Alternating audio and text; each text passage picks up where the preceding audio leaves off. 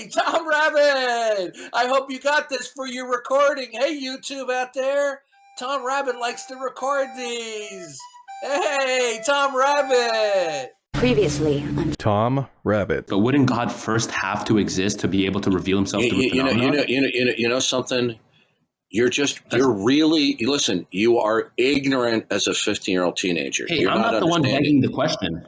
I'm not the one falsely accusing somebody of begging the question. Then go ahead and explain how you're not doing that. You haven't established that. Listen to me carefully. Okay, I'll tell you. Listen to me carefully. You're not as smart as you think you are. Yes, You're really dumb, and no, you're not. So the first premise means that God exists because for him to reveal himself, he first has to exist. No, dumb. Phenomenon Wow, you know what? For God exists. You're now being argumentative with me. I've already explained to you. You know what? Sure. Your time has just about run out because you're suffering from the Dunning-Kruger effect. The unbeliever and the believer both suffer from epistemic circularity. But my question is, why should we take your epistemic circularity as a hierarchical positive as opposed to the unbeliever, as opposed to the deist or the Muslim? Why? It's because, well, first of all, the Muslim is not starting off from a not God world. It's just that they have an idolatrous conception of the God world. I didn't mean the not God world. I meant any belief system that's not Christianity. Yeah. Well, the concrete universal that they're holding to doesn't have the attribute set in order to ground and secure human reason, truth, and intelligibility. Wait, concrete universal, by that you mean Hegelian idealism? Is that the type? No, I'm using idealistic terminology, but I'm using it in a way to express a biblical truth that God is the eternal, self-contained, supreme being, creator, and the source of all possibility that is not himself. Okay then. So regardless of the attributes, because we can attack the Muslim God, and I'm not here to defend the Muslim God, but we have all these other belief systems that suffer from the same type of circularity that Christianity does. No. So the issue is the content of everything they say collapses into absurdity upon examination. That's besides the point, though. Because if we're taking fallaciousness to be flawed reasoning, then the same applies to Christianity. No. What I'm saying is they don't have a metaphysical, ontological basis to invoke these propositional truths. Well, regardless of the metaphysics and the ontology within the worldview, we first have to establish the actuality of the worldview. And if we're going through doing that through epistemic circularity, there has to be a hierarchy. The Christian position is we don't have to establish the existence of God. God has already done that.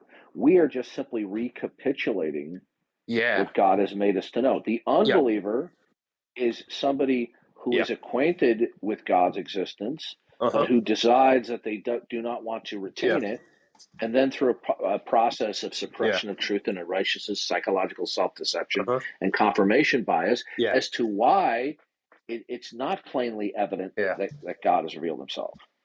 Yeah, so when you make the assertion that the believer in Christianity, of course, is not making a case for why there is God, they're just accepting God's revelation, that claim itself hinges on epistemic circularity, which brings it back to the question, why should we accept your circularity over the circularity of a deist, a Muslim, a Jew, an atheist, an agnostic? Why? Because there's nothing coherent about any of the parts of the bits of the pieces. There's no connectivity. There's no correlatedness. Everything. No, it's not a category error. I'll explain why it is. Okay. Give me a proposition. Give me one proposition. Before I do that, can I explain the category error? Yeah, go ahead. Yeah, so when I'm asking you why should we accept your circularity over the circularity of another belief system, you're going to attack the metaphysics and the ontology of that belief system as opposed to the reasoning for the actuality of the belief system. Yeah, I'm saying you should accept it because God has already made you to know it. You're simply denying it. That's circular. It's not. No, it's. It's a different kind of circularity, okay? Yeah, it's epistemic. The Bible teaches. Listen to me. I am. How commonly do atheists say that theists are shifting the burden of proof? Actually, we're not. I don't think that's a valid claim. Okay. Now, I think that's the a terrible fact of the claim. matter is it circular? Simply to say God has made us to know that He exists? Yes. Well, here's the problem. You want me to show you why it's circular? No, let me tell you why. It's a No? transcendental necessity. Exactly. So epistemic circularity is a necessity when talking No. about worldviews. No. Do you know what a transcendental necessity is? Yes. A transcendental necessity I can explain what it is. Is not simply. By the way, what are you? Me, I'm a deist, but I don't really care about debating my own personal views because I think it's here's unintuitive. The problem. Then you're really not in a position. But why are you attacking my view now?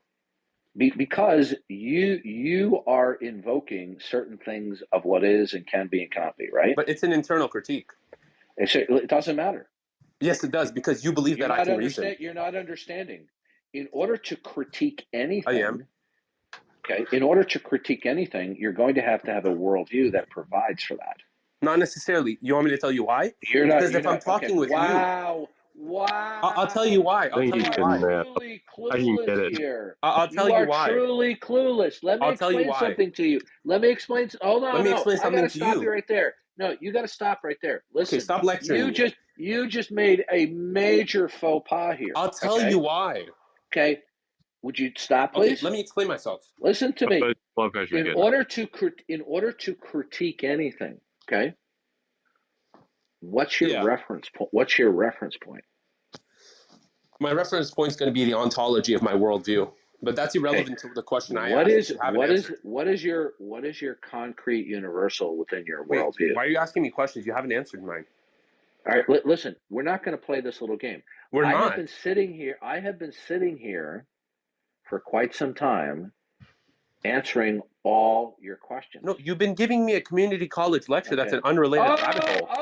Okay, all right. Now we revealed him. Okay, goodbye. No, he just revealed that he's a troll. Okay. Start pulling out now, whether anyone agrees with me or not, I was being painstakingly patient with him and methodically answering him.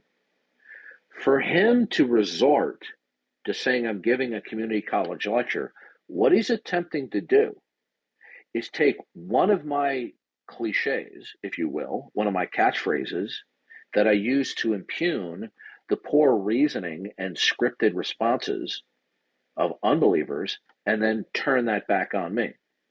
Okay? Which I was not doing that. Now, how can you critique anything if there isn't a worldview to critique from? Okay? What is his final reference point as to what anything is, can be, or cannot be? He's a deist. So for him, there is nothing that is identifiable and defensible that can be instantiated as his concrete universal or final reference point as to why anything is what he is. Because remember, he's a deist. Deists simply invoke God, not by virtue that God has disclosed his existence. They're just invoking God. There's a God.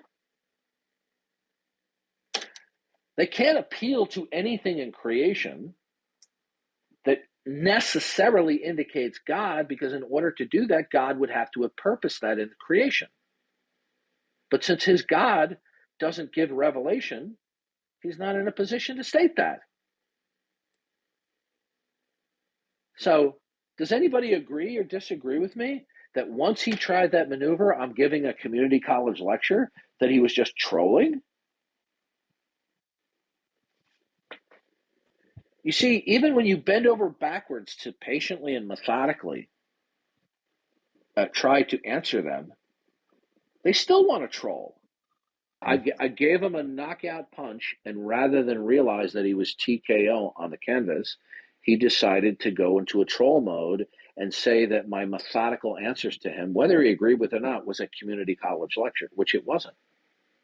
So he was actually trolling the whole time, but he was pretending not to troll until he could drop that zinger. Okay? Did you catch that, Tom Rabbit? Hope you upload that to YouTube.